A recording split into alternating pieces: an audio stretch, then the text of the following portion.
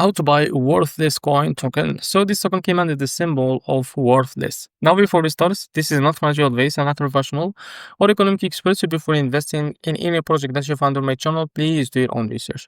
Now before going on by this token, make sure to check their community on X. As you can see, they have 887 members there. Now as you can see, this token is available on the explainer. It created 13 hours ago and increased by 2000% in the last 24 hours. And also this token is ranking number 2 in the Solana section on the explainer. Now to be able to buy this token, what you need to do is just click here to copy the token address and open your funds wallet. For that, as you can see, now first of all, I will just log into my wallet to be able to buy this token. Now after that, what you need to do is just click here on swap and make sure to select the Solana token. After that, click here and paste token at the same search bar. As you can see, this also can click on it and now click on I understand.